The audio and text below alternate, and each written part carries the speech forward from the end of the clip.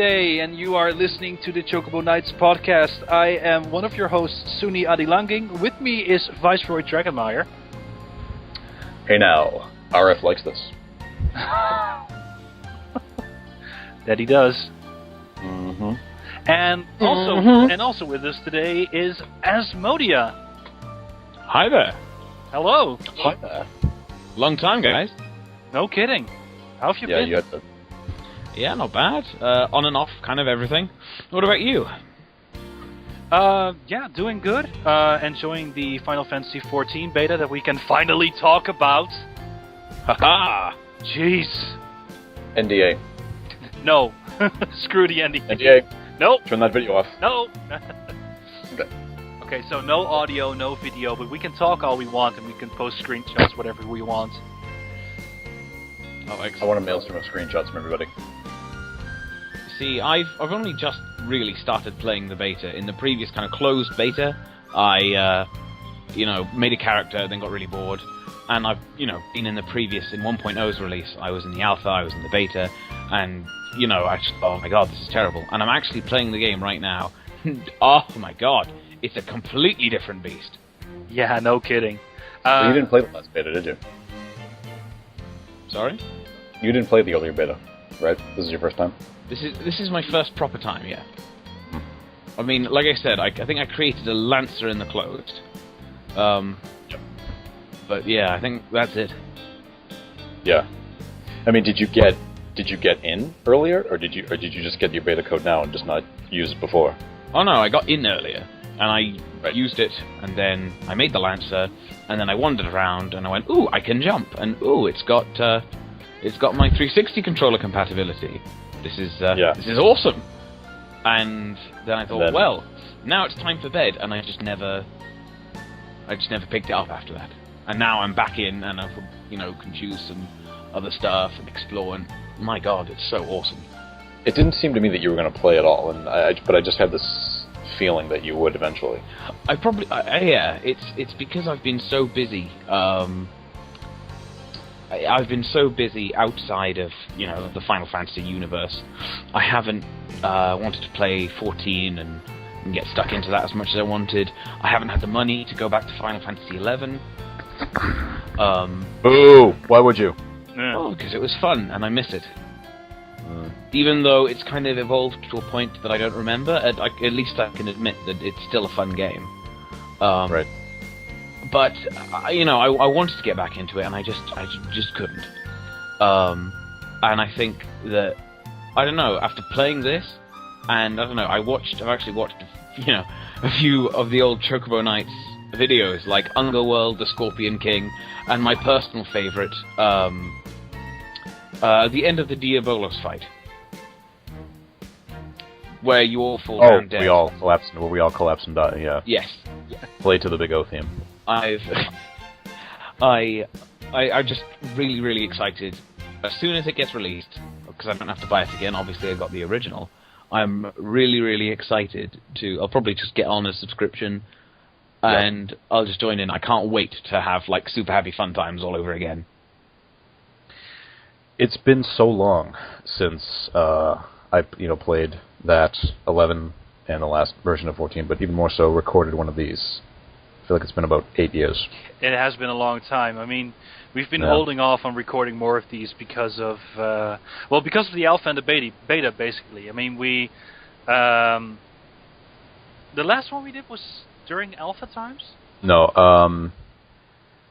the last one we did was, we talked about 14. It was the day after the game shut down. Oh, November 11th. November 11th. It was the day after that. We did do one after that you left us for because you had something you needed to do. Where Asma was in that one. That was the kind of Chocobo Nights reunion. Oh yeah. And you left in the middle of the opening, you son of a bitch. So. Yeah. I mean that might have been February. So that was about 4 months ago. And we kind of held off. Recording more, not just because we didn't want to, because there were a couple of times that we decided to record again, and we didn't really know what to talk about, but whatever, we'll think of something, and in the end it didn't really come to fruition or whatever. Yeah, I mean, we wanted to talk about 14, but we couldn't. We really couldn't. So, and we had a lot of things to talk about too. I mean, I've been in it since Alpha, and the rest of you guys joined in the first beta weekend, I think. Phase 1, right? Right. Yeah, that's when I joined. Well, there was that whole thing about being in Legacy that you wouldn't even have to sign up for it for the beta. Remember that? Yeah, but then again,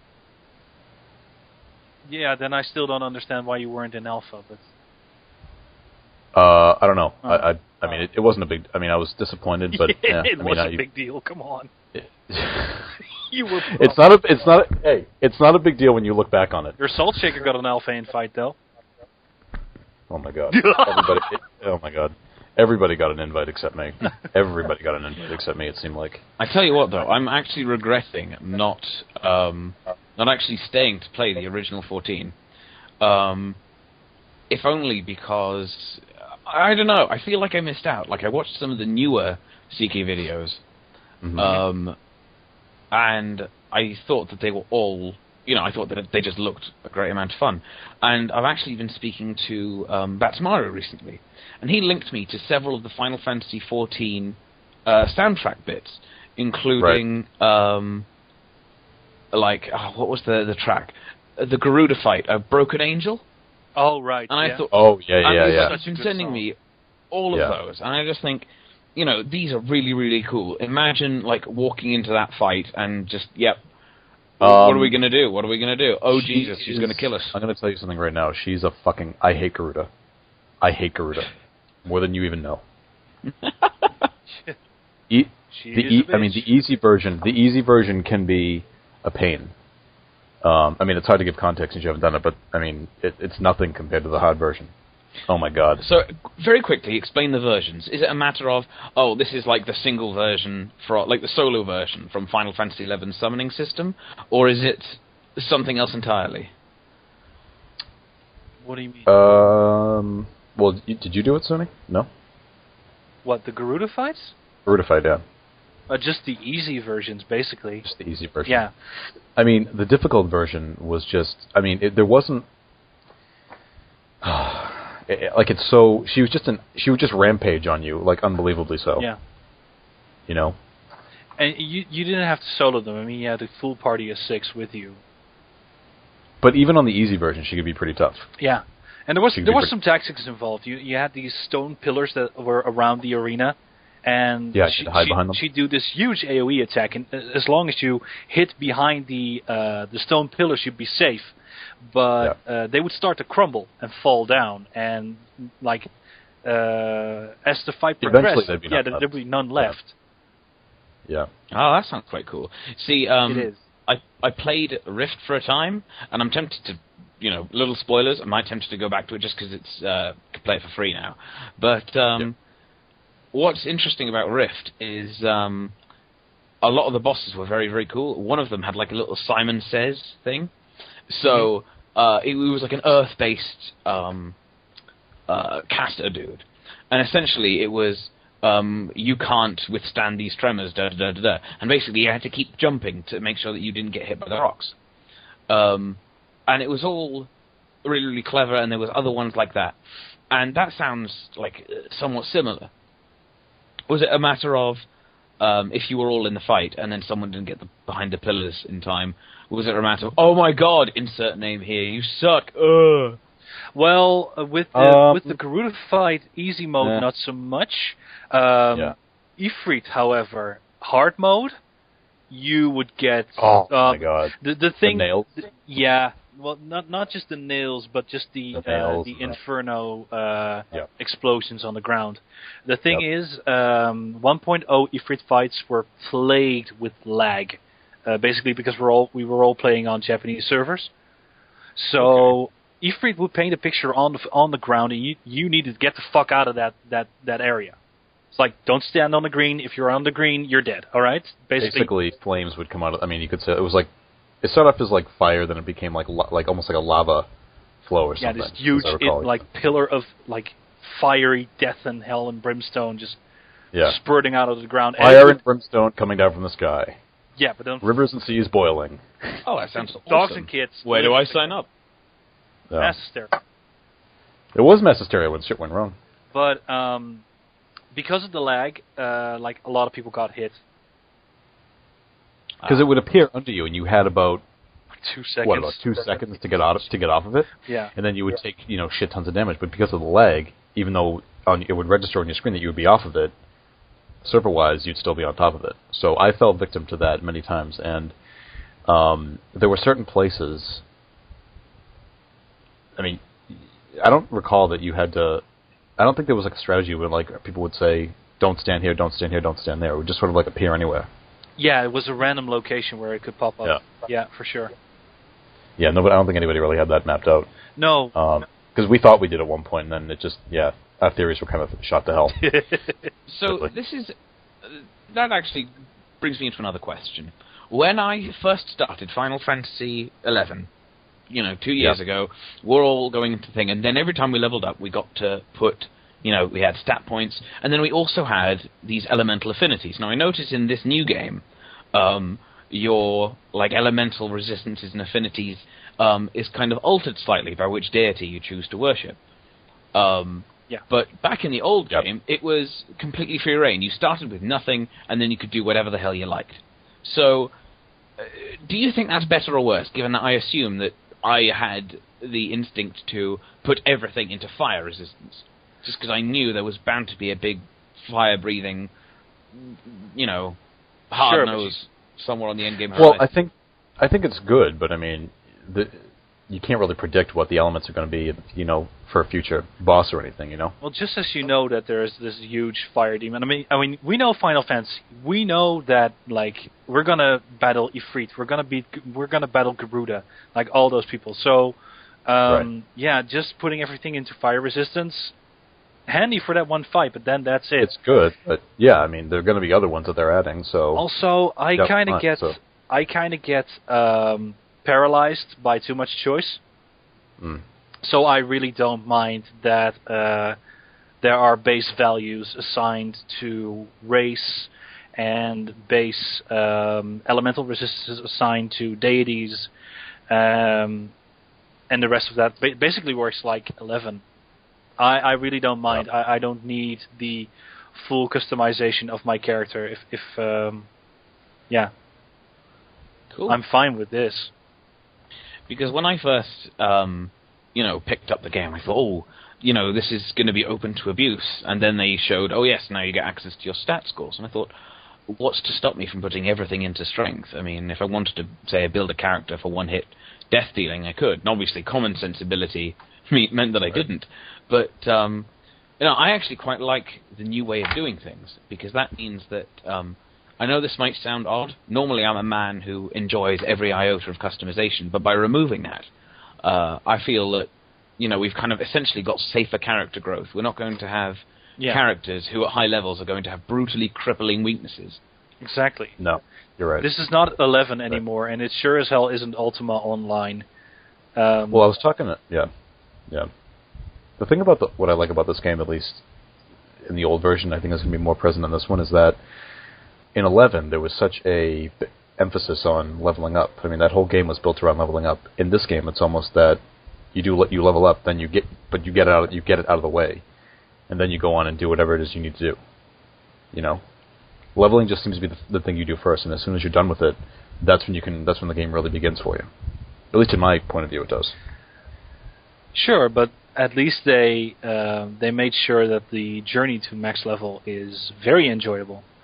Right. In this beta, I've been following the main storyline quest, and there are some things out of left field. There are some red herrings. It's a well written story so far, as MMOs go. Record some video and show us. No. No, okay, I was in a party today, and I'm just really upset you're not pressing the point. What's that? I'm really, really upset you're not pressing the point. The Viceroy I know would berate him for this, that, and the other. You've grown tame in your old age. I was in the party today, and somebody mentioned that I was doing. Believe me, Asmo. Believe me. I was doing guild hests, and somebody mentioned that he was putting everything on YouTube, and I was like, I'm not sure if I want to be in this party anymore. Ooh. I can berate you later. Somebody on the forums asked if he would take screenshots and put them together in a movie-like fashion. How many frames per second would it take? A screenshot every single frame. Yeah, for it to warrant a actual video. I thought that was. Well, no. I mean, what you could really do, honestly, is if you have the right program, you can just record video and turn it into an animated GIF. Yeah. Not technically a video. But also not a screenshot. Exactly. Just screenshots in motion. No audio in animated GIFs. It's an HTC Zoe. Yes. I'm not going to try it, though.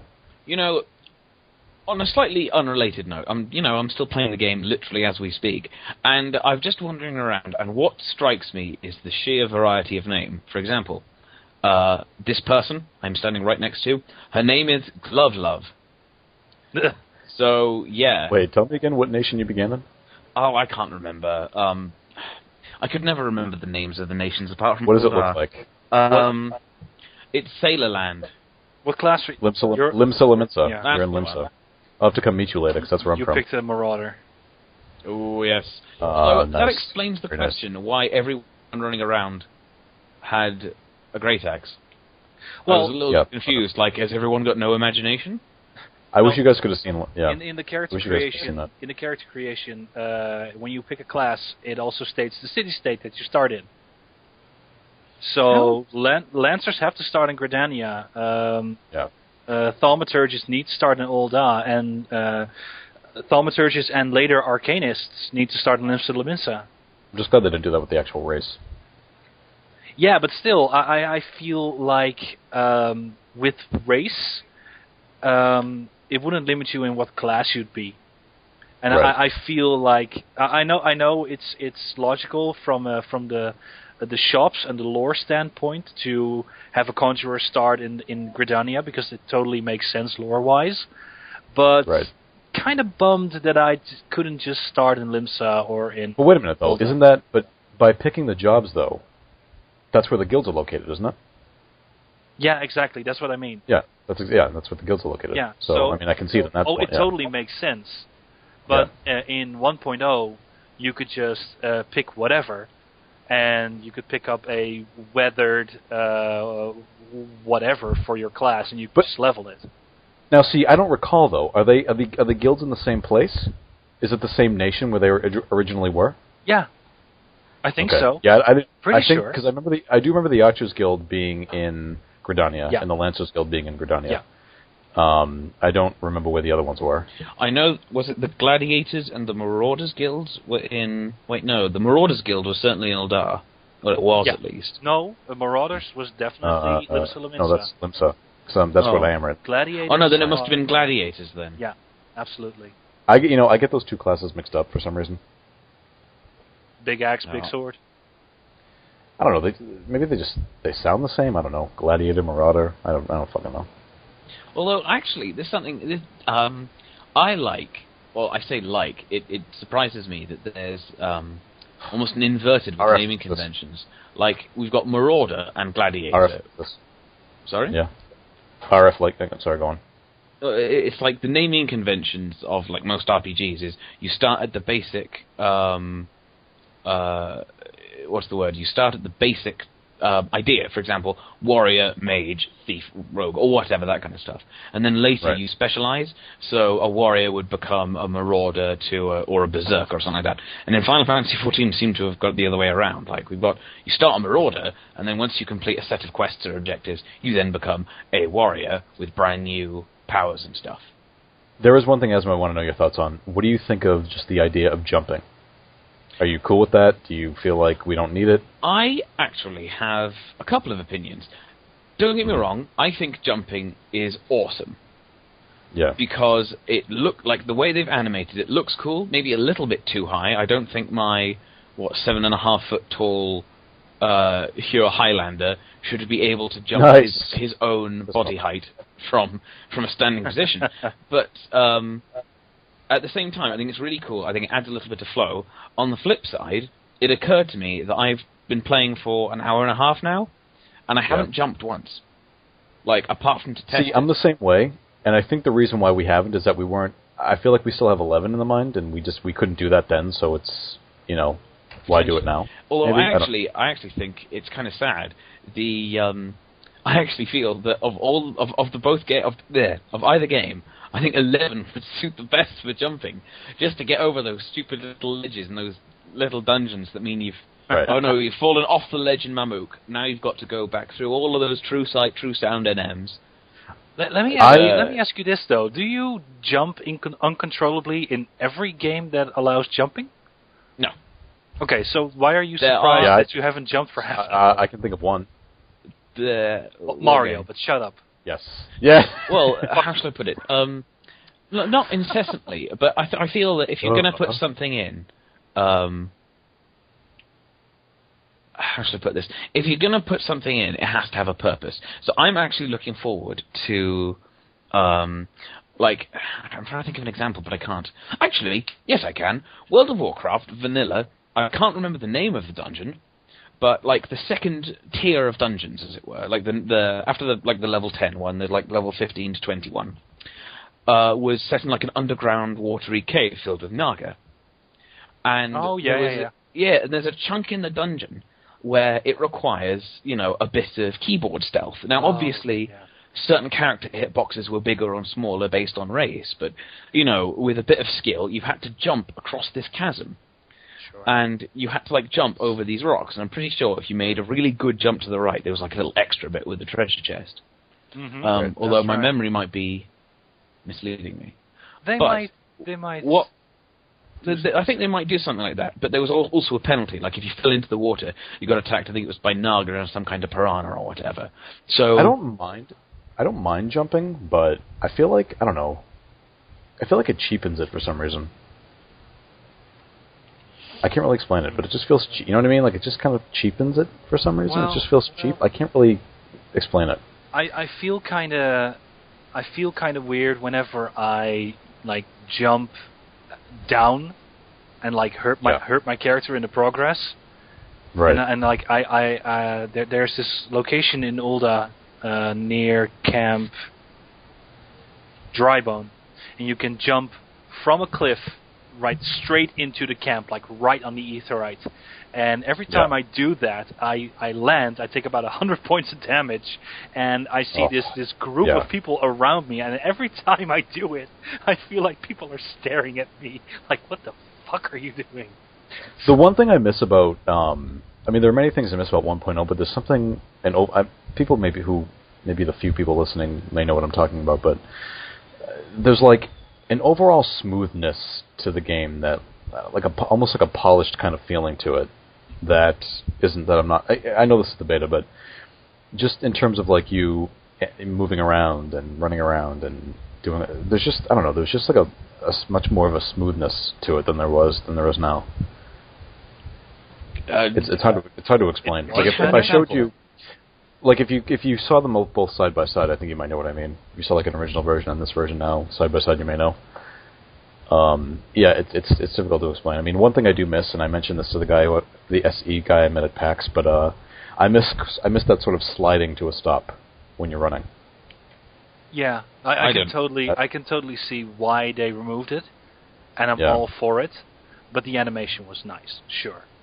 It was not. If it was a technical reason, fine. But it was a gameplay balance reason, actually. I know that they said that the system they built wasn't built for the character animations that they had, but I missed the hell out of that, dude. Yeah, they were little things, and I shouldn't really pass judgment because again, it's a beta. This is not final, but I think I feel like things like that I'm just not going to see in the final version anyway. No, you won't. Absolutely not. I don't think I'm too wrong in just offering that opinion, but when I sit down, I just instantly get up. Mm-hmm. It's little things like that, that I wish I didn't have. I liked the gradual getting up like before. So. Yeah. But he did say to me, if you miss that, just tell us and we'll, we do read suggestions. So I'm like, I don't know if I'm going to have a real strong, backing of people who are really going to want that. So they mentioned in the last live letter that is definitely not one of the things that they're going to re-implement. It has to do with the overall game feel and the speed at which everything runs, and it takes the wind out of the sails. And it's cool. It's you need that immediacy for example, the Ball of Embers fight, like against the Ifrit, getting out of those circles that we just talked about. Yeah, I mean it's fine. I just miss it, but if it's obviously a technical decision, I'll get used to not having it. I am used to not having it, but man, I do miss that stuff. I really miss that. Just the character movements that there just seemed a little bit more natural. Yeah, than they do now.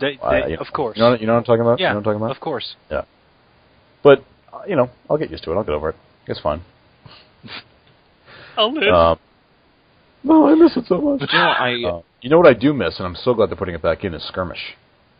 What was Skirmish? I think I must have left Skirmish before that. I left before that too. Skirmish was just a battlefield that you could go in, and there were two different skirmishes, but for example, the one I did, they transport you to this island, and it was a 30-minute fight, and they would just throw bosses at you one at a time, and each boss would be on there for a limited amount of time, and you had to do it within the time frame, and just do it efficiently. So like you'd be fighting, say like an I don't forget the boss names, so forgive me, but like an Adamantoise type boss, and he would be there for a few minutes, and then you have to keep fighting him. But then like if the time runs out on him, even though he'll still be there, the second boss then starts to make its way in. So you had to do it efficiently at each amount of time. And I think there were 3 in total, 3 or 4. And in the end of it, you could potentially get a really cool weapon out of it. It'd be one weapon each time, I think. And it was random as to which weapon it was. But they were really awesome weapons. I got the Paladin sword out of it. It was really, really awesome. Oh, nice. It wasn't a very, kind of high pressure thing. It was very, I looked at it as, it was very fun. It wasn't I didn't consider it very endgame intensive. It was just really a lot of fun. Asmo, are you a big fan of the previous Final Fantasy games at all? I am indeed. I've completed all of them apart from, let's see, I began 4, started 5, and haven't been able to get a hold of 6. But I've done the rest. Well, let me tell you a couple of things then. First, what the fuck are you waiting for on 6? Go play it, you son of a bitch. That's 1. 2 is I just ran into Biggs and Wedge and a Tiny Bronco from 7. And also the whole skirmish thing that Vice was talking about. They're bringing it back, as he said. And this is the point where they want to implement these big classic fights. Like against someone like Ultros or like this big, basically like familiar names from the classic games. They want to put that in the skirmish fights. So just basically fan service, a lot of fan service, which is one of the just highlights. All going to be lost on me. That's hilarious. But yeah, a lot of things. One of the biggest motivators in Final Fantasy XIV is going to be fan service. I mean, limit breaks are implemented, and I saw Cloud's Buster Sword a couple of times today. I saw that. I'll admit, I knew that one at least. I knew that one because I saw it immediately, and it was on there very, very quickly. You had to like kind of pause it to see it, but I'm like, oh, I saw that. I know what that is. Also, Master armor mounts. I mean, so excited. I did notice the limit break button, and I've actually hotkeyed it, but I have no idea how to use it, nor do I have any idea what it does. So when it comes up shiny, I'll just be like, yes, I'll use you. So I'm kind of excited. So one thing I did do in the old version was that I leveled everything, unlike I did in 11. I only stayed on a one-track damage dealing phase. But I leveled everything, including White Mage. Shocking, I know. But I want to level everything in this game. I want to be good at everything except for White Mage. Leaving that to Una, huh? Well, I mean, Asmo, you can. I mean, please don't feel like you're going to hurt my feelings. But seriously, would you want me as your White Mage? I mean, come on. Well, if I wanted something to laugh about, well, yes.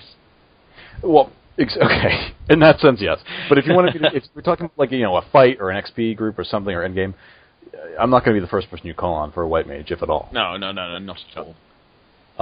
The area in this game that even though I said I wanted to level everything, my job role has changed. I want to be a tank this time out. Really? Oh my god, yeah. I mean, I did the Neil Van Darnus fight in the last version. And I'm telling you, I tanked that shit like a motherfucking boss. Oh, nice. Paladin and Warrior are fantastic. Well, I'm glad Warrior... Warrior tanks in this game. Warrior... They're very... they tank in very different situations, but Warrior is basically... you could say a damage-dealing tank. What you and I have wanted for a long time. And that's Cyclone. I have to tell you, you need to level Marauder Warrior immediately. I mean, if you liked it in 11, you'll love it here. It's fantastic. Yeah, the game... Tank. Steel Cyclone is an AoE this time out, and you just pulse. It does so much damage, you can just annihilate everything in your path. Ah, right. You remember you guys were talking about like ground-based AoEs for the purpose of like Ifrit and stuff. Mm-hmm. Right. There's what are they called? Not a Fate. That's the one. I wanted to call them a Hope, but they're not. They're a Fate. Fate. Right. And we're fighting Cane Toads, and they've all got this gross AoE.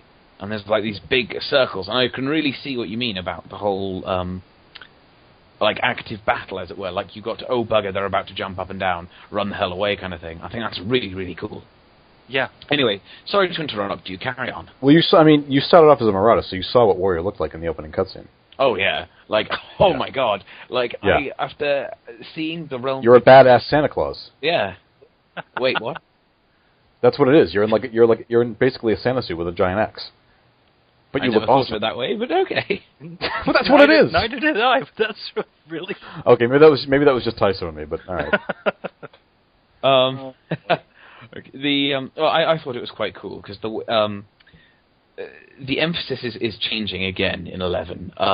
Recently, with the advent of Abyssy, Paladins kind of fell out of favor, maybe except in a couple of occasions, if only because the sheer amount of damage you could put out in Abyssy meant that enmity control was a little bit awkward, so you needed things like monks, ninjas, and thieves to tank for you.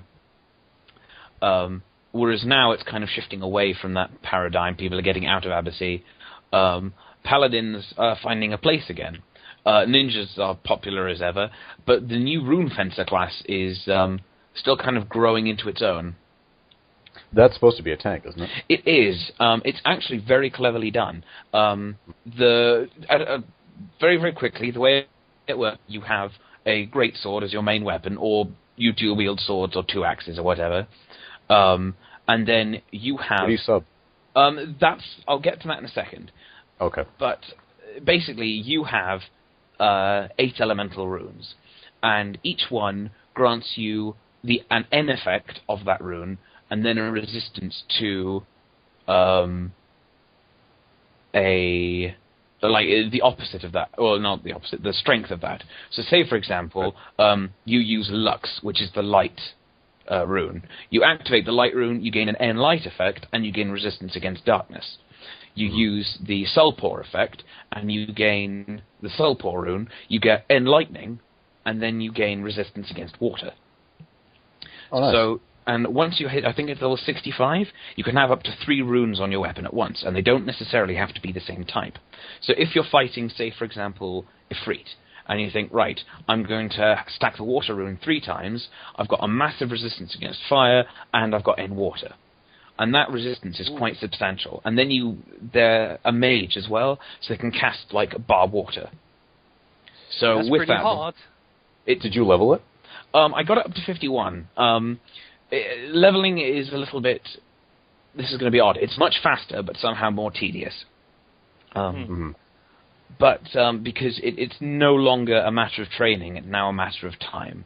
So, like the ingrown patience that we all had to have is kind of waning, I feel. Anyway, in regards, all of its job-based abilities come in two modes, essentially like an offensive mode, which consume your runes, and a defensive mode that don't. And they're really cool. They're like percentage magic resistance, based on the runes you have. They all use your runes, by the way, like as a basis. So, for example, there's one called Plug, which is, I think I've horribly mispronounced that. But, thank you, Plug basically gives you status resistance based on your runes active. So say, for example, do you guys remember the NM Autark? Nope. I do, actually. Yes, Nasty Doll in Upper Delkvat's Tower. He had an N lightning effect. He stunned you almost constantly. Yep. If you had 3 Earth runes, then you take almost no damage from the spikes, and your resistance to stun is increased, because Earth Elemental. Use Plug, and then it increases that resistance to stun again, or all lightning-based debuffs. So, and what's even better, all of these abilities, even though they share the same similar timer, they all have a hate spike attached to them. So just by functioning, Rune Fencer provokes hate. The disadvantage is it doesn't have like a provoke, unlike a paladin which can cure bomb itself. The best it's got is like regen, even though it can get up to, I think, regen 4. It has access to things like protect and shell, and it actually learns the shells faster than, I'm pretty sure, any other class in the game. So I think it can get up to shell 5 or shell 6. I don't remember. You'll have to check for me. But the reason I left subs to the end is because it still has yet to grow in. There's still no air for it. There's no like ultimate weapon for it. And as I found out to my great dismay, you can't do Trial of the Magian Greatswords for it. So the percentage damage reduction on the Greatsword and the magic defense bonus Greatsword would be awesome, Yeah.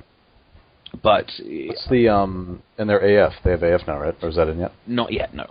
And that's part of the issue, because they've always weaned these new jobs in slowly. Right. But a lot of I say problem. They seem to be they're difficult finding their feet. Geomancer, I think, has found its feet much better because it has a role to fit into, if you know what I mean.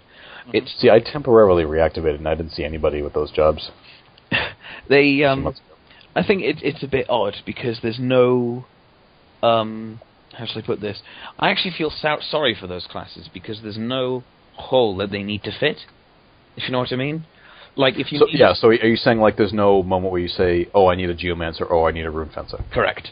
Say, for example, if you are in a party and you think, right, the party's good, we've got a healer, a tank, 3 DDs, right, I need a support, I need a Bard or a Corsair.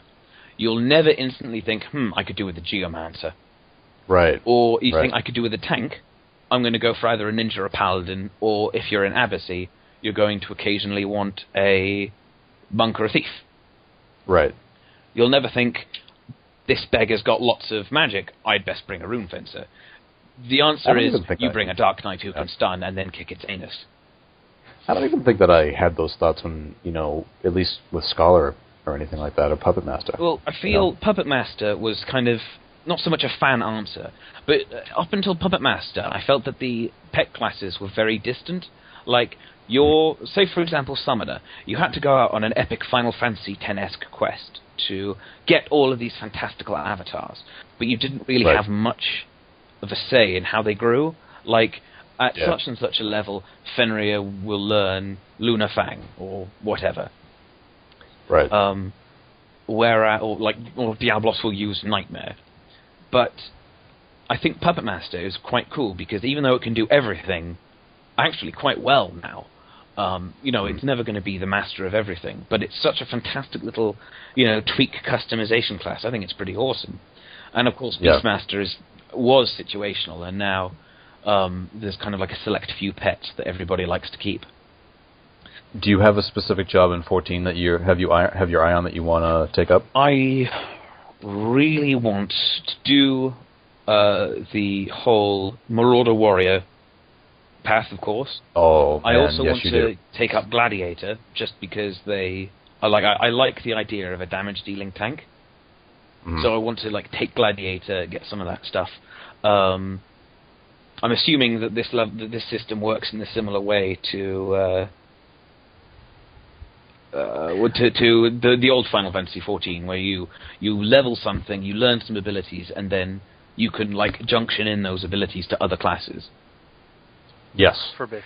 But when you actually equip the advanced job, you're not really able to do that. Oh, that's sad. Yeah.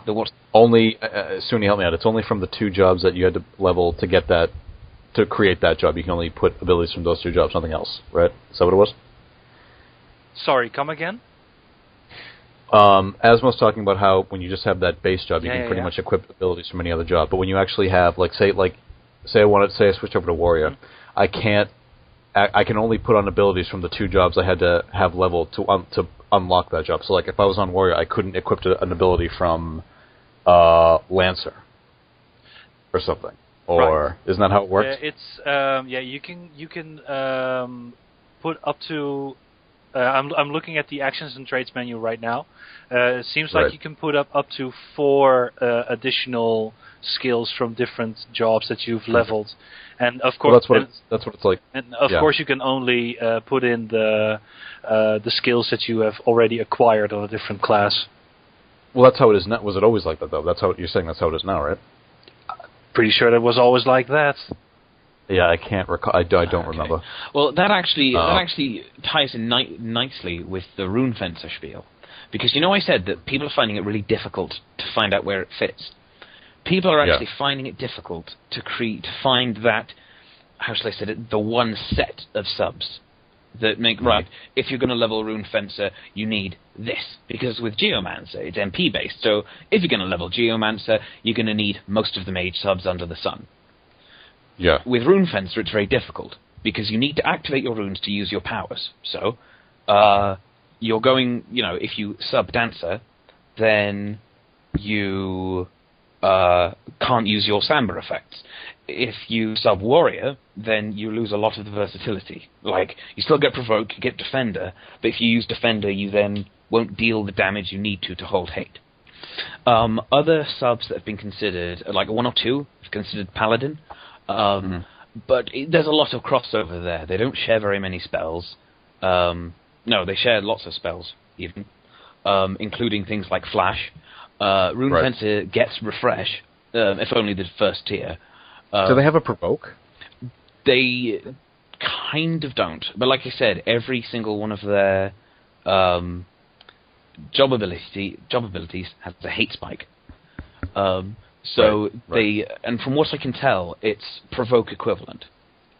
Oh. Okay. And not just any. So it just does a lot of damage. Yeah, I see what you mean. Kind of. It does a lot of damage, and then it's got a hate spike. So I'm pretty sure. For example, they've got an offensive one called Lunge, where you consume your runes and then deal magic damage. Which is, from what I can tell, it's pretty brutal. It does a decent weapon skill's worth of damage, and it scales very, very well. Right. So it's very much for attracting temporary attention rather than grabbing and holding aggro. You're not a main tank. You're like a backup tank. It feels it's difficult because it feels a lot like it. Don't get me wrong. It's a main tank in the fact that it's got Flash, all of its abilities have hate spikes, which are just as strong as a Provoke, but it can't use those as often as I would like. Like for example, a Warrior might run in, do a 3,000 damage. I know it won't happen, but I'll say it because I love the weapon skill. King's Justice. King's motherfucking Justice. King's motherfucking Justice. Yeah. Let's just say that happens. I know it wouldn't, but let's just say it happens. Then a Paladin can just go, Rampart, Rampart, Flash, Provoke, and Sentinel. And so that's hate spike, hate spike, hate spike, and then hate spike multiplier. A Rune Fencer can't necessarily do that, but they can hold hate consistently more easily, just by doing what they'd normally do. What's their defense like? The defense is quite good. The heaviest they can wear is kind of Dragoon grade scale mail, but they're not like a heavy armor, so they can't wear the Hauberk or the Halbergian. Warrior, Dark Knight, and Paladin are still like the plate classes. Can they wear the Ascar or the Homam or anything? I can't remember. In terms of like special gear grouping, they get grouped with things like monks and ninjas. So like light. I see what you're saying. So yeah. So at level 78, then most rune fencers will be wearing pink. Let me put it that way. But don't get me wrong. Their like physical defense is kind of medium to high. But they've actually got an A+ in parrying, I believe, and an A- in evasion. So they are by no means defenseless physically. So yeah, I can. Do you see what I mean? Where I see what you mean. Yeah. Yeah, and this is where again another problem with subs comes in, because you can't. If you do another mage, then you don't quite have the physical oomph you might otherwise need. Sub warrior might be a little bit too inflexible. Sub ninja is always going to be helpful, but it's not going to be the be-all and end-all, if you know what I mean. Because I feel like you're kind of describing maybe like an advanced type of warrior or something like that. It really is. Don't get me wrong, I love Rune Fencer. I think, even if it's not successful, I'm so happy they released experimenting.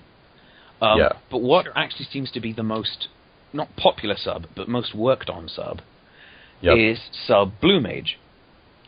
And really, because it's got heals based into it, a stun. Yeah. And even though the blue magic skill won't be spectacular, headbutt's quite an accurate spell. It's also got a 5-minute haste in there, and then any number of job abilities that you can combine spells into.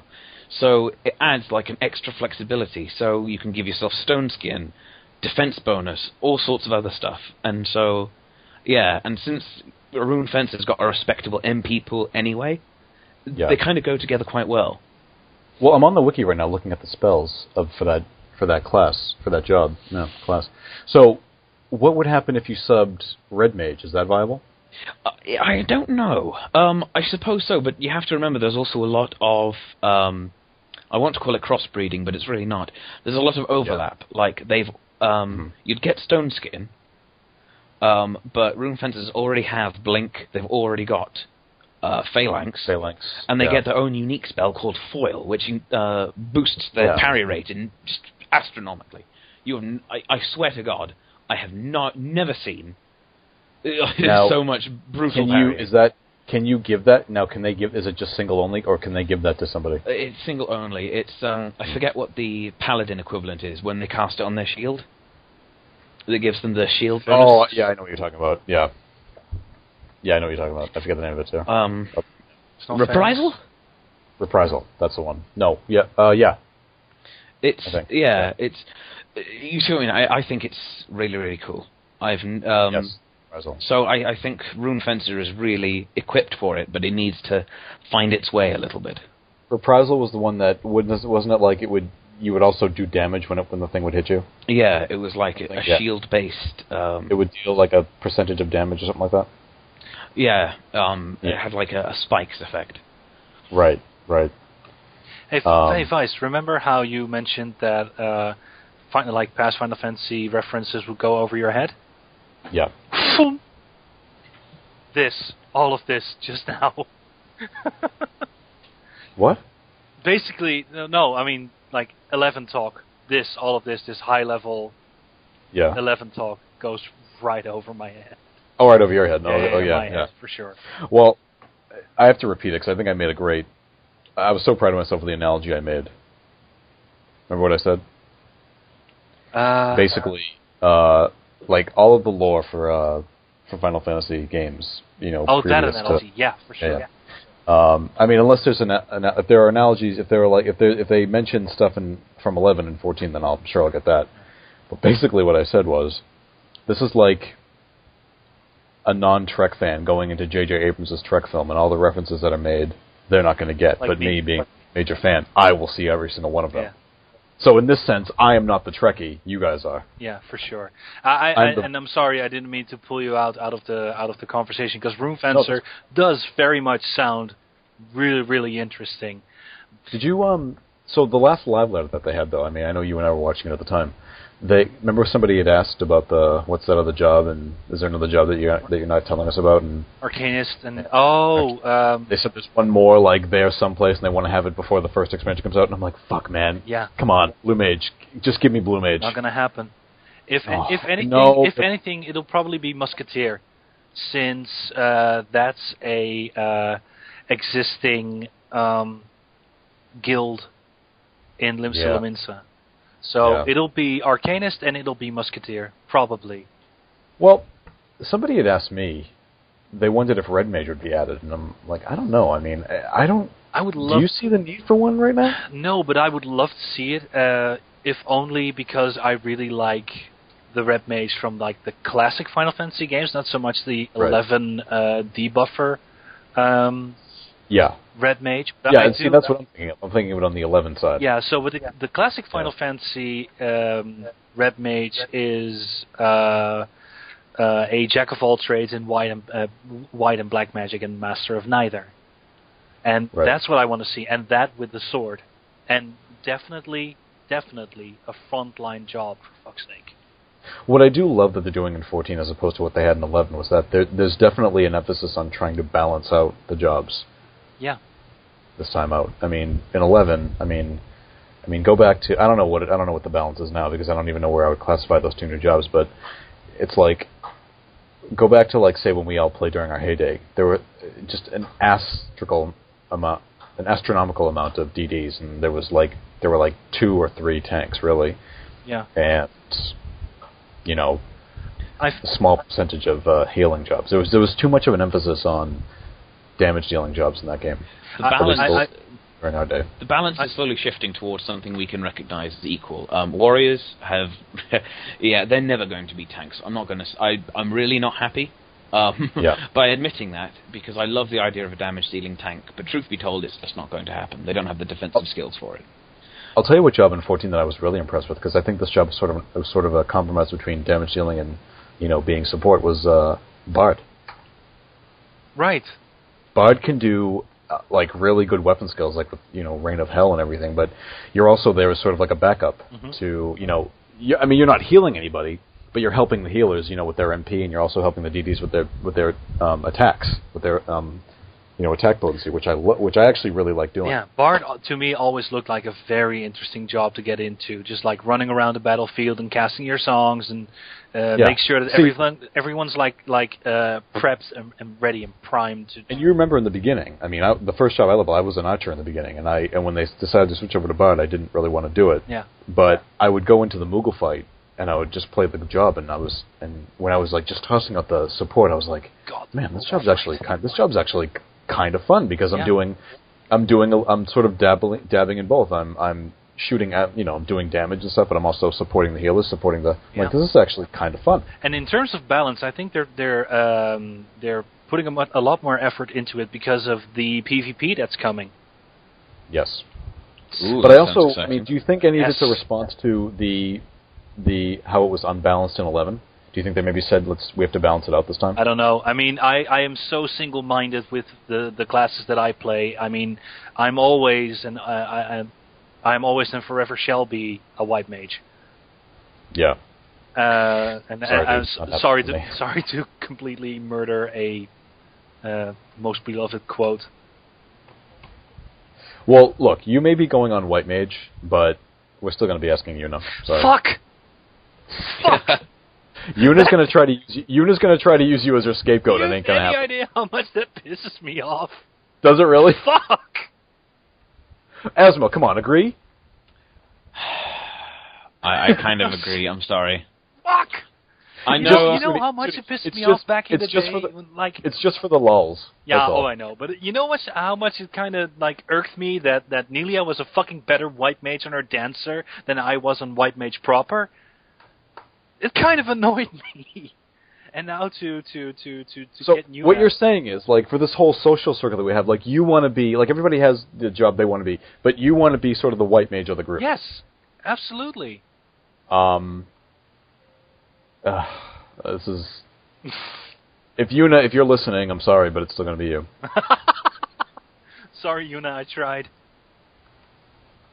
And sorry, Yuna, I didn't.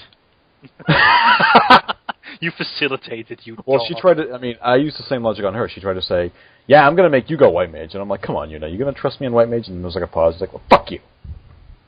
It's going to let you die. You know, I'm not going to... I was being PL'd, and we went through this. Tyso was saying, give us Stone Skin. I'm like, all right, what's that? Okay, yeah, I'll do that. Yeah. Stone what? Sorry. No, I just, I know that I'm going to be... I feel like you have to have a mindset for that kind of a job. I mean, in a way, I feel like I could be possibly shooting myself in the foot. Like I'm sort of almost turning it into a self-fulfilling prophecy. In other words, subconsciously, I know I'm going to be a bad White Mage because I'm saying I'm going to be. So, like, I'm not going to want to try to be a good White Mage. But you do want to level it just to see, like, the trials and tribulations they have to go through. Well, I just don't have the AF, but I did level it. No, but I mean, something that I really wanted to do in 11 and will do in 14 is level everything, at least to the point that I know, like, what the other classes are going through. Right. That whenever somebody doesn't pop a certain skill or whatever, then maybe I can get a better insight on why that wouldn't, like... Or you can be a snob, and when you're like, if you're the White Mage and somebody's a Paladin or something, and you can say, well, you should be using that. Yeah, I'm going to be the level 10 Paladin telling the level 50 Paladin how to do his fucking job. That's. Well, no, not necessarily, but we went through this before in that I leveled other jobs just for the hell of it, but I also realized that by doing that, I'm going to be able to get shit done that I wouldn't normally be able to get had I stayed on one path. I mean, again, it all... The best example I can think of was that time when I did Skirmish and I leveled Black Mage. My Black Mage was only leveled strictly for my static, and then I wasn't going to use it outside of that. And then as soon as somebody said they needed a Black Mage for Skirmish, I was like, oh yeah, I can do that. So I went in and I got the sword and I got the weapon I wanted, and I left, and that's when I was like, man... So this is how people are getting this shit done faster than me. Yeah, for sure.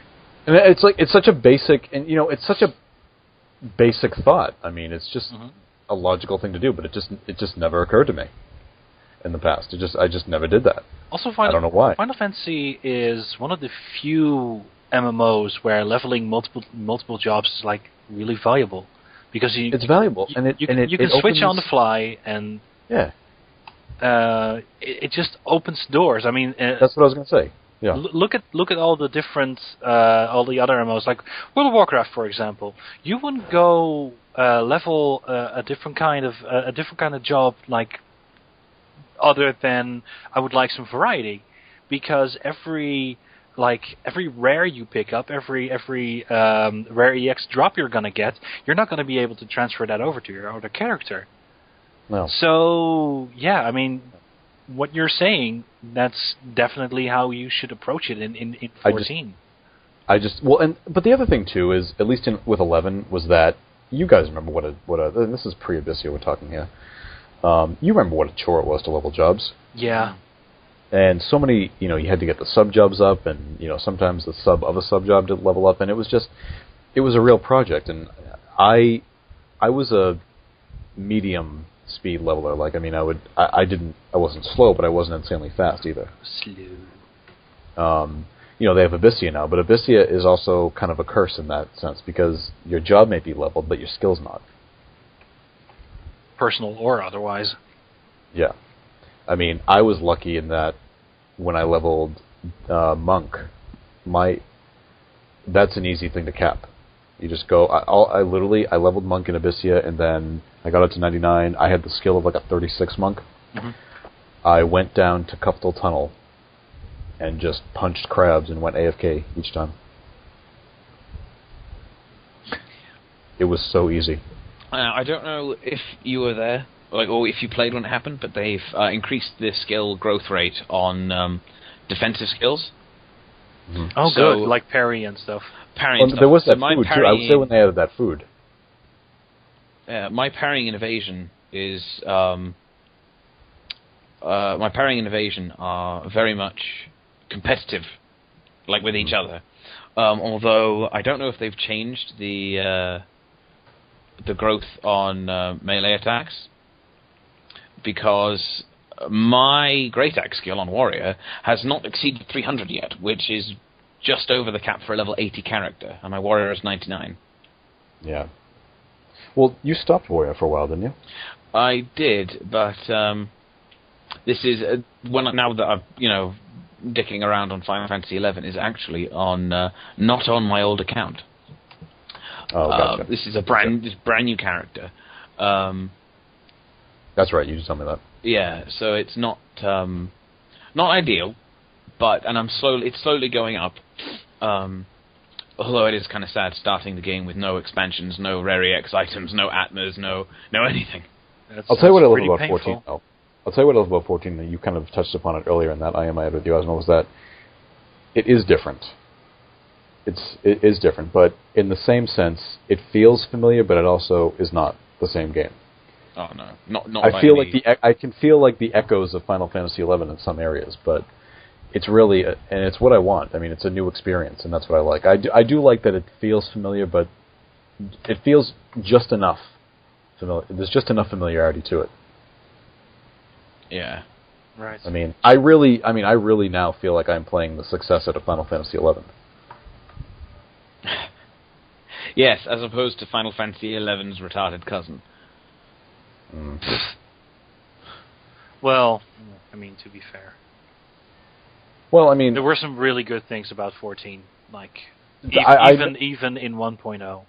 It took until 1.18, 1.19 to get up to speed, but I'm sure that even you would have found a lot of fun things to do in there, Asmo.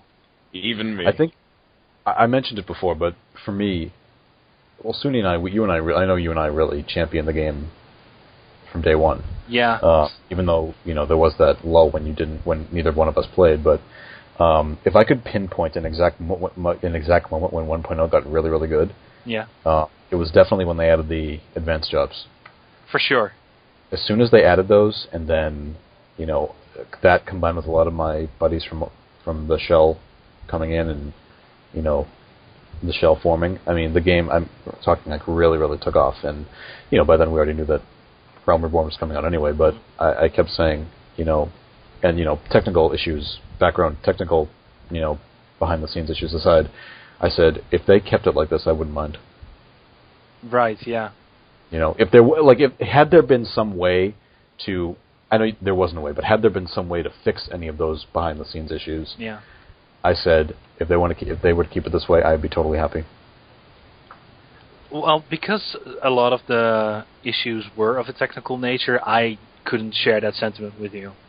Yeah. No, I know. It was different for everybody. Yeah. But also, don't forget that at the time, I also got a brand new PC, which ran the game brilliantly. Right. Okay. Yeah.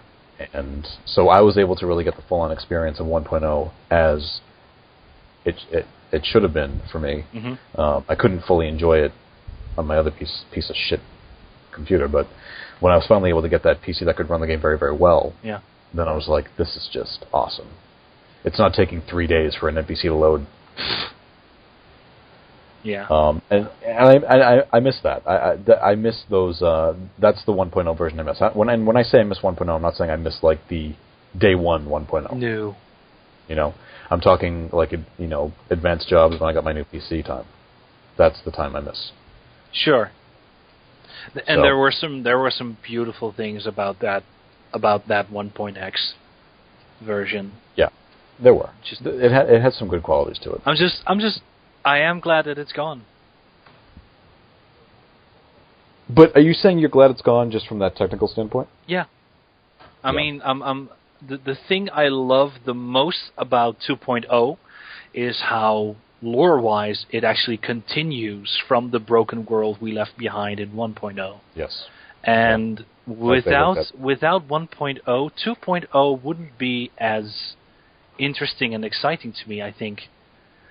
Interesting and exciting as in, it's a new game, it's a new Final Fantasy, right? Okay, let's go. But there's an added sense of wonderment and like fun to it because we can see our dream game finally come to fruition. Right. And the best thing about that to me is just the fact that because they could have easily just shut it down, relaunched it, and be done with it. Yeah. But I love the fact that they worked it into the storyline. That to me. They explained what happened. Did you hear what went down in 1.0 into 2.0, Asmo? I don't think I did. Tell me. All right. So what happened was this giant meteor all of a sudden started appearing in the sky. Yes, I did. And the introduction to this version has told me, the story behind it. Because I missed a lot of the story, and obviously that story is no longer doable in this game. I mean, maybe in the very distant future they would be so good as to create like a past Wings of Goddess style revisitation, so we can go back and play the old that'd stories. be awesome. That would be really cool. Yeah, I would. Really I would love to revisit that battle without lag and things like that. Isn't it weird though to go outside and not see Dalamud up there? It is kind of weird, yeah. I got so used to seeing it up there, and then it just. But imagine Asmo, like one day logging into the game and seeing this. I don't know what it is, just this little meteor somewhere in the periphery of your vision, hanging in the sky, and you're like, "What's that?" Well, Legend of Zelda style moon. Yes, you should know how many threads appeared on the forum. Going 3 more days with like Dalamud hanging in the sky. Oh man, yeah. I mean, when we were there the last night, I mean, we didn't know what was going to happen. No. And I was actually a little nervous because I didn't know what was going to go down. Is the game just going to close and are we just going to get disconnected, or is something actually going to? I'm like, is the client going to explode? I have no idea. This message will self-destruct in. Oh yeah, dude. Like that's exactly what it was for me. Yeah. But no, I remember when I'll never forget that day when Dalamud first appeared as like that just little tiny red dot. Yeah. And then with each patch, it just kept getting bigger and bigger and bigger. See, I really feel like I missed out because that sounds awesome. You saw it like pulsating in the sky, and like some areas became kind of like the sky kind of became tainted. Yep. And then it was just so ominous, and all of a sudden, all of us were called out in the end game to Mordona, where this huge airship had crashed like 5 years prior because of the Dragon Midgard-Zormor. Oh yes, is that right? I was actually going to ask about that because I don't know, and I saw that's on the a game. screenshot. That's the original game. That's the original opening movie. Yeah. I actually wondered because I saw its skeleton, and obviously, like Bahamut had just blown its, for want of a better word, it had blown its its tomb away, as it were, like what was left of it. Because I remember. When we first started the game, we as Chocobo Knights went around collecting all of these teleport points, stealthing around all these monsters, and we got like right in there, and I think we got almost every single one. Yes. Yeah. And then, like, we saw this big like zombie dragon thing over this airship, and I was like, "That's so cool! I wonder what it's about." And then I didn't stay long enough to find out. So, very briefly, what's the story behind that? It's the Empire's best airship around. They tried to use it like 5 years before version 1.0 started. Like 5 years before, they tried to overtake Eorzea with that airship, and they would have gotten away with it too if it weren't for that pesky Midgard-Zormor. Yeah. It's in the original. If you just YouTube the game's original opening, you'll find it. You'll see the whole thing play out. Also, there's a cutscene in 2.0 that revisits that little bit of Empire storyline, so you won't miss out. You will hear more about. There was so much I loved. Like I really, when you played it though, you really felt like you were contributing to this whole thing. Yeah. Even though you knew that you weren't going to be able to stop it, but you really felt like what you were doing was important. Absolutely. To it all. And once the client kind of blew up, because it kind of did. It was kind of unceremoniously like that. It kind of blew up, and they like the second they shut it down, they released a trailer, and that trailer has one of the most beautiful music from 1.0. Yep. Which is the vocal track. I'm not sure if you ever heard it, Asmo, but I'll send it to you or show you the trailer. But it made my skin crawl. It was beautiful. God. It was this. I wish you were in the Skype call with us that night, dude. It was awesome. this huge fight, like Empire versus all the adventurers and all the 3 city-states, like clashing together in this huge CG, like the way that only Square Enix can make it. Yep. This as Dalmor is raining destruction down in the background. Like 5 minutes of pure annihilation from all fronts. And the thing is, you watch it and you just can see the despair and the hopelessness of the whole thing. Like in the eyes of the leaders of the companies, and the leaders of the city-states, and like everyone is just distraught. Mm-hmm. It's One thing that really stuck to me, and I think somebody even pointed it out on an article I read, I think on Kotaku or something, but it was at the exact moment when Bahamut came out and began to rain all the destruction down. Yeah. It's the main cat, the warrior. I forget his name. I don't think they never gave it a name, but he was like the catalyst. He was like the proxy for the player characters. So as soon as all of this destruction comes down, and you just see like the hopeless, just the expression on his face, you just see it all change immediately. Yeah.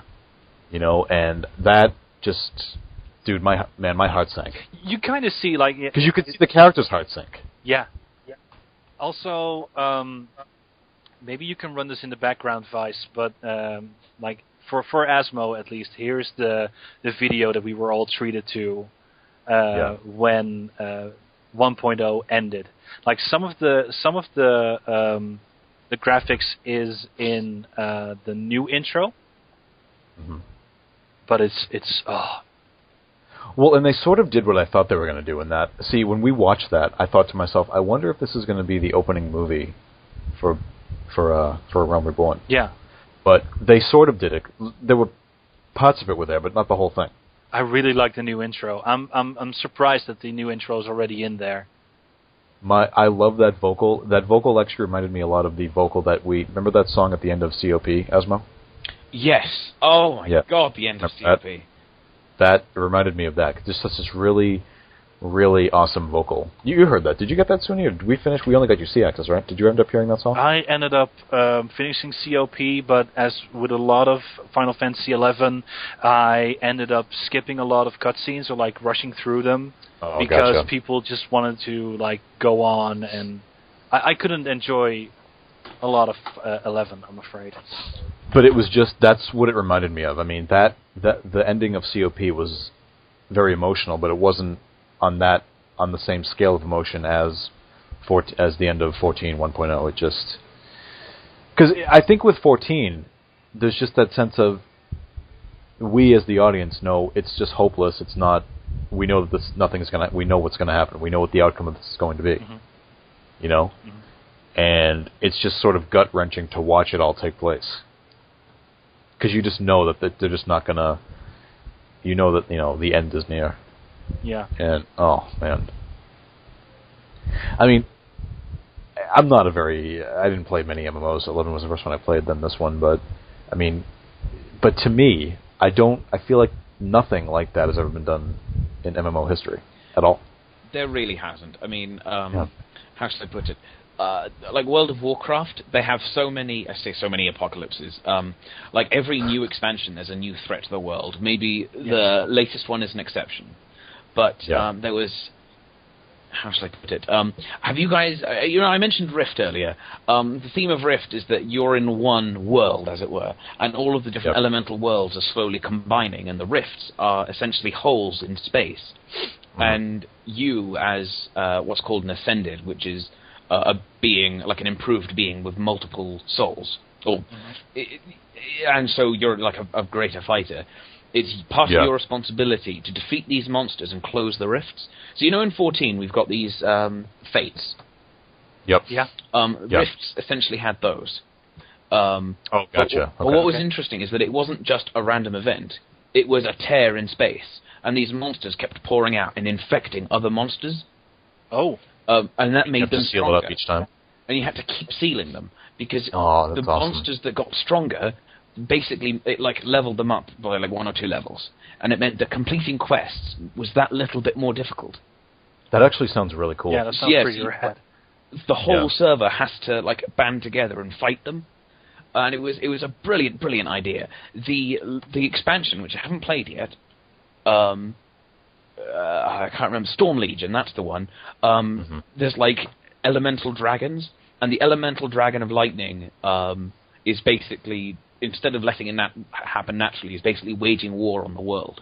So it looks really cool, and it had a fantastically very complex but extremely rewarding leveling system. And I thought it was a fantastic game. But I kind of felt like in Final Fantasy XIV, you were, like, started in a moment of peace. There was a faceless empire. You, good guy, must go out and fight them. But in Rift, you're in the middle of an apocalypse. So it's like, well, the doom's already here. Best I better knuckle down and get on with it then.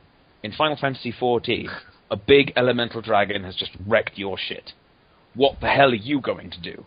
See, oh man, Asma, I know how you like a good story, and I just think that I wish you could have experienced the ending of 1.0 and then see the transition into 2.0. You would have just been...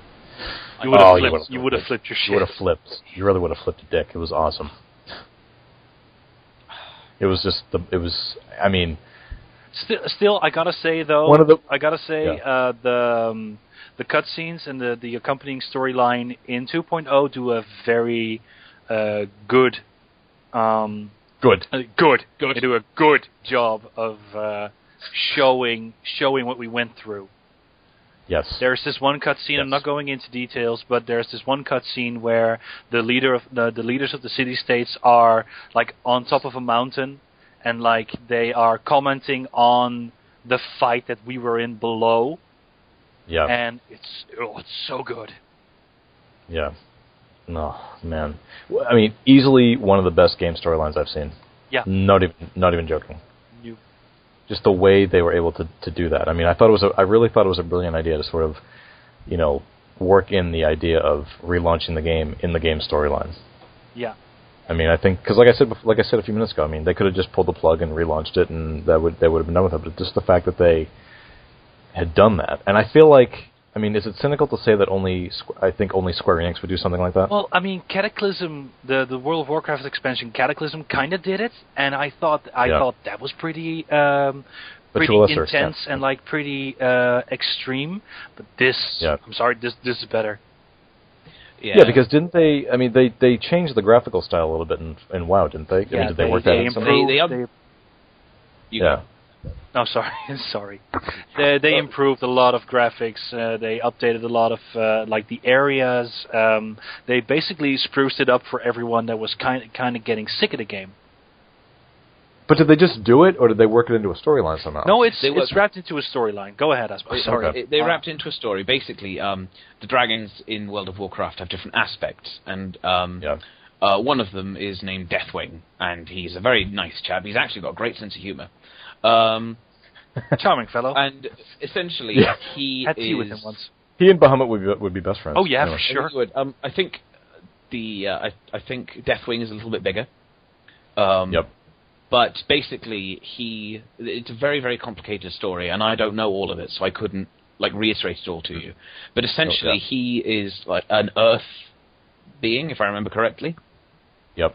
And he declares an essential, not war, but he comes out of the Earth like an essential cataclysm. And right. I shit you not, all he does, he circumnavigates Azeroth, and in doing so, brings it to ruin. Like, have you seen the intro to Cataclysm? Mm-hmm. I have not. Well, it's fantastic. Like, this whole... What was interesting about it is that there were very, very well-known areas, and there was actually an article I read in PC Gamer that said they destroyed the World of Warcraft to save it. And it was in reference to like players and factions and stuff. But I can see why they did it, because there were some areas, like for example, the Thousand Needles was an area that was very well thought of. It was basically a big plain filled with rocks, and it was really, really cool. And everyone knew Thousand Needles, and there were loads of these established leveling areas. The equivalent would be turning Lethane Plateau from Final Fantasy XI into a desert, or a molten wasteland. Flooding it. Oh, wow. Or flooding it, turning it into a giant swamp. That'd be awesome. And they did that to the entire world. So, there's bits where there's like massive tidal waves in deserts. There's a gigantic ancient dam that just by flying over it, he breaks it up. Yeah. I mean, there were things like that I wanted them to do in 11. I mean, not necessarily destroy everything, but, I mean, how cool would it have been to see our nation states like Sandy, Windy, and Bastok like just grow in size over the years? PS2 limitations. Oh, I know. And oh man, believe me, I know. Give it half a year, and then we're going to say that about the PS3 and Final Fantasy 14. I know. Well, no, don't forget though, they did say that, I mean, I think it still applies, that there are going to be different versions for each platform, but, I mean, I don't know what the limitations, if any, will be. I actually have a bit of a pernickety thing about the nations in Final Fantasy XI. For example, there's, starting a new character, say, there's a new adventurer coming into the city of Sandoria, and then it goes about a very brief history of Sandoria. And it's like, it once was a massive nation, now it's just the old lion, and then I pause and thought to myself, we have lions in Final Fantasy XI? I haven't seen one in about 7 years of gameplay. Good point. I mean, you say PS2 limitations, I don't know if you're serious or not, but, I mean... kind of. But the way I see that, though, is you're adding expansions and you're adding new areas to the game. Yeah. It would just seem to me that you'd be able to sort of, do that with the existing areas, essentially just remake them. I mean, I am half serious, but half joking. I mean, they could have easily swapped old Sandoria with a new kind of Sandoria. They definitely could. I don't know. I think that why they ever. Cool. I mean, they basically did it with Wings of the Goddess. Yeah, that's what I'm saying. But never in the huge world-altering way that 14.2 and World of Warcraft did it. Yeah. It's I think that's just really, really cool because I just like being able to look at something from like a year ago and then see how much different it is a year after, sometime after that. I mean, we're going to be able to do that with this and that. I've uploaded shit from the first day, and I mean, I was even able to do that in the later half of 1.0 before it shut down. I'm already seeing major differences, and it's going to be strange to go back and say, here was Final Fantasy 14 the day it came out. Because we were all there that day. Yeah. Well, that first weekend anyway. And I don't know about you guys, but I think that's pretty awesome. And I would have loved to have seen something like that done in 11, if possible. I mean, I know it's possible. I just wish I thought it would have been cool if they did that. It would have been really cool, yeah. Yeah. It's just, I feel like the production team behind it wasn't... didn't want to do anything like that. I mean, they're probably not looking at it. They probably never thought that'd be cool. They probably just wanted to say, let's just get expansions out and put in new areas. I mean, I'm sure that wasn't even really much of a thought, and they probably thought, who's going to really care? Yeah.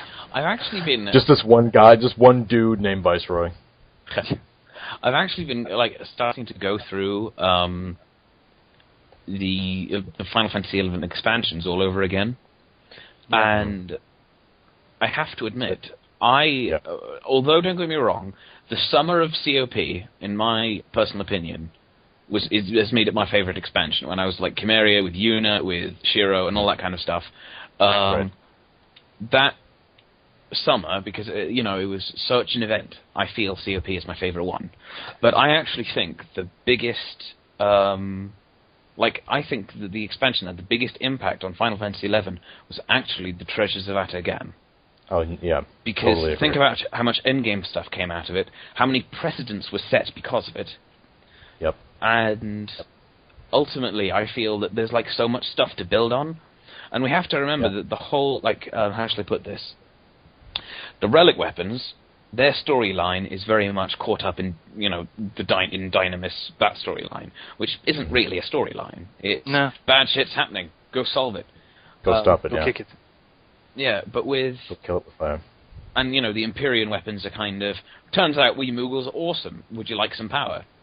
All you need to do is go back, find this one named monster, somehow kill it, because, if you kill it once, it'll come back in an hour. So just sit around for 3 hours twiddling your thumbs. Anyway, I'm going off topic. My point is... No, you're right, though. And, I early on, I kind of made the comparison of... We never experienced Final Fantasy XI pre-Rise of the Zealot. And if you think about it, Rise of the Zealot was the one that really turned it into the game that we all knew. Oh, certainly. But the reason I bring it up... Oh, sorry, carry on. And I feel like, on a much larger scale in this sense, though, but I feel like the relaunching of 14 is going to be the same thing. It's changing everything about it. And to the larger scale that like everyone knows about 1.0, whereas with Zillard, only the Japanese people actually knew how it was before before Zillard. I mean, we didn't get the game before COP. I think there was a beta, I want to say, that we could have... When the game launched in the U.S., I remember there being it launched in the U.S. in October of 2003, and I remember there being a beta that summer, but I didn't sign up for it. So and Zillard came out with the U.S. launch. So theoretically, if you played the beta, you would have been playing the old version of it, but I never experienced that. The reason I bring up the expansion, playing it through, is because I actually feel that the expansions have kind of grown from strength to strength in 11. Say, for example, in Zillard. After going through them, I think you guys remember Zillard, right? Where it was just one fight after another, after another, after another, after another. Mm-hmm. And I couldn't help but feel a lot of it was running around for the sake of running around. Right. Insofar as... there was no, like, sitting back and taking in the scenery kind of a thing. Yeah. Like, how should I put this? The first proper fight, like I was grateful the fact that it told you where to go, but didn't update your mission log. That means that you, the person, had to pay attention to what you were doing. You needed to write down your stuff. Yeah, you had to, like, proper old-school Final Fantasy, you have to get in there. So, for example, you go to Gilgamesh, you say, right, I'm an adventurer, terrible shit's happening, there's Zillard dudes. Well, okay. How about you go to go to Kazam's Chieftainess, because I saw some shit in the Temple of Ugly, and so you go to Kazam's Chieftainess, you get the key. That's fantastic. You go to the Temple of Ugly, but no clues are now given to you. No. By trial and error, you've got to figure it out. And I thought that whole first chunk, I'm not going to lie, is a big waste of time. Because, let me put it this way, you've got to go back to Norg, do the quest so you can reset Tombury Hate. That's like your first step. And you'll only know that once you've got to the end, gone inside the fight, and realized that Graviton will use everyone's Rancor and one-shot people. You're right. Yeah. So that whole thing, and that's before you've got to farm Maledictors for the Unlit Lanterns, you've got to do the sub-quest for the Paintbrush of Souls, then you've got to learn how to use the Paintbrush of Souls correctly, because otherwise people just spam through it, no clue what they're doing. And then, and then once you do all that, you've then got to navigate the Den of Rancor, which is still a terrifying place to go at level 99. And, it doesn't get any easier. And then once you get in the fight, you just think, well, isn't this a gigantic waste of time? Because I've got this unlit lantern, and now I've got to find another spot in the Den of Rancor to go backwards and forwards to light these lamps, go inside, and then fight these dudes who I've just discovered can one-shot me. Oh, see that summoner? Right. He can instant astral flow. Have fun with that. Yeah. So yeah, I find that like when I first did it, that was days and days of effort. Yeah. Like in this run through, because I knew what I was doing, and only because I knew what I was doing, it was a day of effort, and I soloed it on my 99 Warrior. But in 11, there were days and days of effort with very little payoff. Yes. Yeah. I say soloed. I'd like to. I could have soloed it, but truth be told, one of my friends came in on Monk and was just like, and destroyed everything before I could swing my axe. Yeah, see, that's how I experienced most of 11, and I'm kind of bummed out about it. Yeah, but this Yeah, chain I wish you had known us back in the day, but, Yeah. Oh, that would have been fun. But, like, these chains of mission fighting quests, like, you then got to do that FedEx quest to get all the elemental chips, and then you've got to go in, fight some Antika. Right. Going in, fighting Antika, that was fun.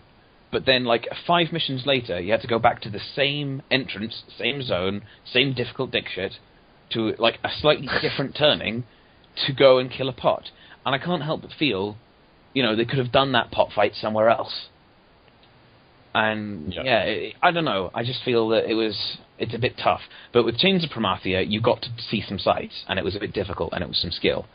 TOAU, I thought, was so much fun, even if the Japanese Midnight idea was a bit pants. TOAU, I always looked at TOAU as a much more of a content-based expansion, in that there was a lot that you could get experience right out of the box instead of having to do missions to get somewhere. Like, they just gave you so much stuff immediately. Yeah. Whereas Wings of the Goddess, I think Wings of the, and going even before that, COP, they gave you some areas. There were no jobs, but they gave you some areas, and you had to work to experience, get into sea access and everything like that. It was much more of a story-based one. But I felt like Wings of the Goddess was almost like a compromise of both. They gave you a lot of content, but there was also a pretty, involved storyline. Oh, yeah. Mm-hmm. Yeah. So, yeah.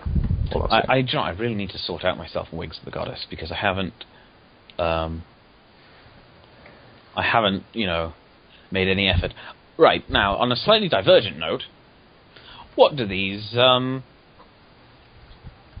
little dots in the corner of my equipment things mean? That's how many spaces you have. So you have three. Not the bottom right. I figured that as. Oh, what did you say? Oh, the colored dots, like to the top right of the gear icon. Yeah, that's the one. That's a good question. Wait, which one? Tell me again. Okay, so some of the gear has, in the top right, has a colored dot. And I'm looking at it right now. It might... Where are you seeing that? On the... on the character page? Yeah, on the character page, like some of your gear will have this colored dot. I'm not entirely sure... I don't know what you're talking about. I have no idea what you're talking about. Well, like on certain pieces of gear, there's like a little coloured dot in the top right-hand corner, and I'm not entirely sure what it means. Like some of them green, some of them blue. I just bought something and it's black. Screenshot it and then show me later. I know we wanted to talk to Saskia about E3, but maybe we can just hold it off for the next one, I guess. E3? E3. We covered E3 a year ago. Oh. Saskia wasn't here. Asmo was subbing for him, but Saskia was actually at E3, and unfortunately Asmo was not. So Asmo cannot tell us about his E3 experience. No. Which is a damn shame, because... Which is a damn shame. What about that E3, huh? I know. Wow. I know. Well, I can sum my thoughts of it up quickly. Mad Max, great idea for a game. Yeah. Sure. Oh, brilliant idea for a game. So glad that they're doing that. Absolutely. And unrelated, well, sort of related to that, but before we did this, I just got back from GameStop. I got my copy of Last of Us and my first PS3. Congratulations. So, yeah, congrats, man. Getting on there later in the cycle. I'm an Xbox guy, but next generation I will not be an Xbox guy. So no. The less we say about that, the better. Sorry, Microsoft, but you lost me. So tell me, what prompted this change from Xbox man to PS3 man? Well, you've been following what... Do you know about the Xbox One and what it's... I know on passing, but I haven't sat down and read anything. So okay, so sit down and read it. So basically, sit down and read it first, and then you'll know. Yeah. Yeah, you got to do that. You got to read it. I could talk about it, but I can't do it in 6 minutes. So in short, basically always on. You can't do used games because they won't allow it. or at least Okay. you can't sell your game to directly to a friend. You have to do it through a retailer, like a participating retailer, like I don't know, Game. You need to have your Xbox One online once every 24 hours, or you just cannot use it. If you're at somebody else and you're logged into your account, you can only play offline for an hour. In a nutshell, all of that, and it's also a cable box. Because why? Yeah. Because reasons. I'm desperately trying to understand, given how far the consoles have come. Mm-hmm. This is like a step back. It's not so much a step back as if the guy who's doing the running has fallen over and died. I mean, what are they thinking? I'm trying to understand here. And trust me, there's so much backlash. It's sick. Yeah. There's so much backlash. It's unreal. I'm being very blunt about everything, but it has been vulgar like that, and so vulgar, in fact, that Sony on his E3 presser just went and said, "Oh yeah, used games, we can do those." And Sony has done nothing but troll Microsoft since then. And there's this video from Adam Boyes and the head of Sony Computer Entertainment worldwide, showing how to share games with one another.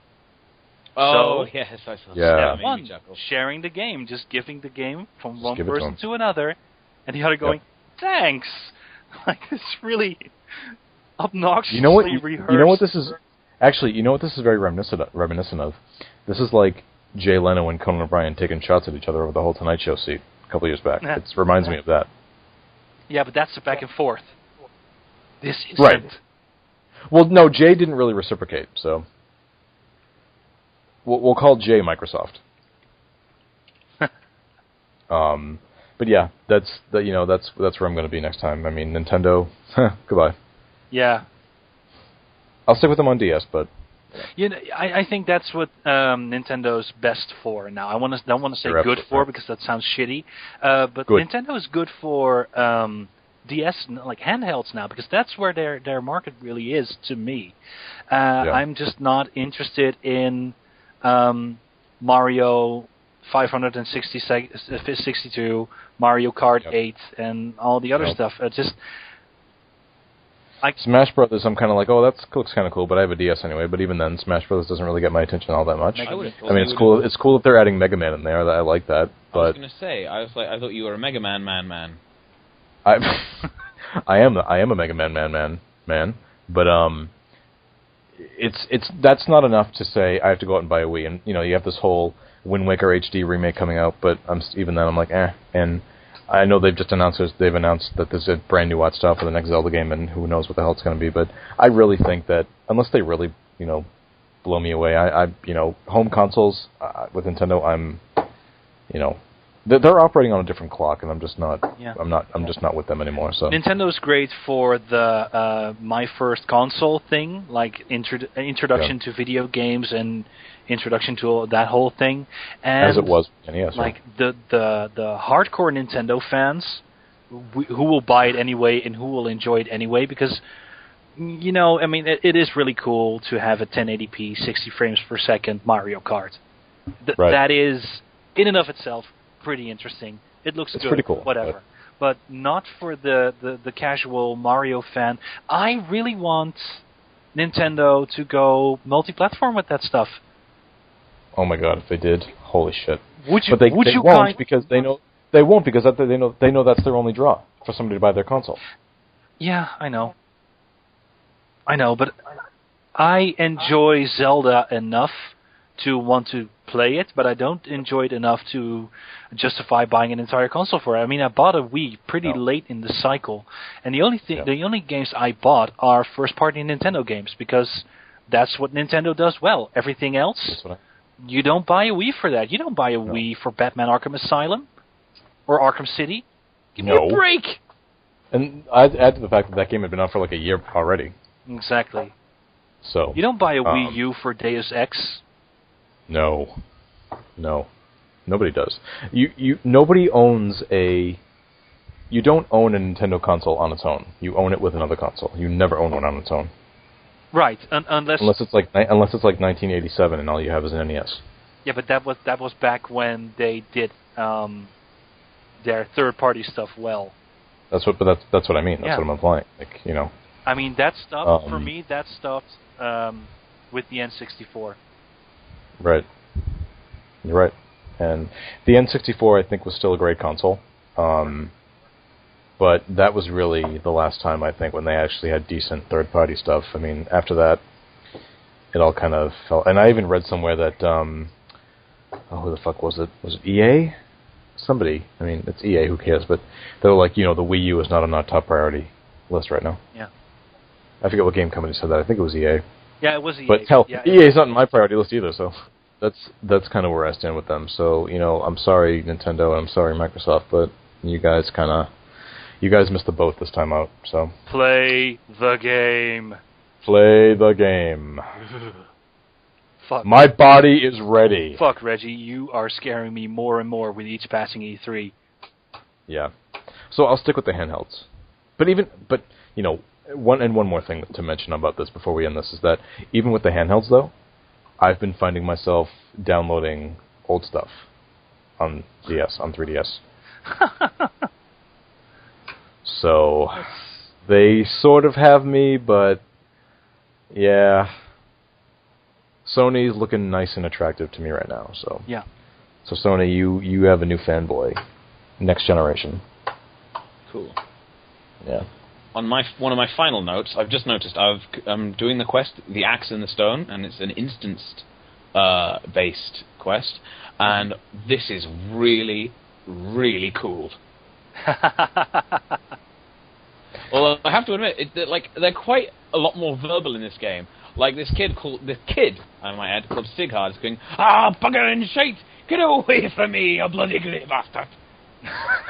You're gonna get a lot more of that in both Ulda and Limsa Lominsa. They are some foul-mouthed bastards in there. Oh shit, dude, that reminds me. I should get the client on PS3 now. Oh, you can do that, can't we? No, only if you got a code. Oh, right, I don't have the code. Fuck me. Fuck me sideways. Alright, well, damn it. Also, if I can get... Asmo, there is a throwback to Final Fantasy II in the main storyline in Ulda, where they use the original battle theme in a remixed, kind of very, very cool, pompous, like grand band kind of thing. Oh, fantastic! It's really cool. I really hope that they do like a really cool boss battle thing, because you guys must know the theme to Pandemonium, right? Yes. Yes. Sure. That's what a fantastic piece of music that is. Imagine if we had like a Pandemonium theme dungeon in 14. That would be so awesome. It might just happen. I mean, we're already getting Crystal Tower from Final Fantasy 3. Yeah. Plus, don't know what that is, but yeah. Well, basically, it's just it's probably going to be like Nizul. Okay. From what I get from it, it's probably going to be like Nizul. So, yeah, I mean, and all the skirmishes that are going to harken back to all the other Final Fantasy games, there is going to be a very high chance that we're going to get dungeons and instances based on previous Final Fantasy games. And I'm just going to eat it all up. Because I love fan service. Fuck you. The moment I hear Nizul Isle in 14, I'm going to throw a fit. No! Not again! Yeah. So, well, all right. So I guess we can talk about E3 next time when Saskia is here. I know that we planned to do it, but just kind of fell by the wayside. We got too involved in talking about 11 and 14. Right. Yeah. So we'll hold that over for next time, I guess. Cool. Yeah. I'm glad you came, Asmith. I'm very glad. Keep you on standby. Maybe later we can meet up in game, have some fun. Back to the way the old ways were. Oh, those old times are coming, believe me. Oh, yes. There's something in the air that says great times are coming your way. Hopefully next weekend we'll be getting our old characters back, provided the PlayStation 3 client isn't acting up and not actively on fire. Yeah. They'll start rolling out all like classic characters then. And at the risk of being a dickhead, we're Legacy. We're better than you. Wow, you are such a dickhead. But that's okay. But he's right though. Definitely. All right. Well, with that note, we died because you didn't, so you didn't have to. Yes, that's exactly right. That's exactly right. So that you didn't have to. We deserve that Chocobo. God. You owe us this thanks. Yes. You can just drop that in an email to therealchocobonites@gmail.com and thank us for that. We deserve that behemoth armor for our Chocobos. Yes, we do. Wait, and that, yeah. Magitech. Oh, Magitech armor. Magitech. Oh, yes. I gotta say, these are many final notes, so... Well, just as there are a lot of Final Fantasy games, we have a lot of final notes. Alright, goodbye. Yeah, bye. See you again. Yeah.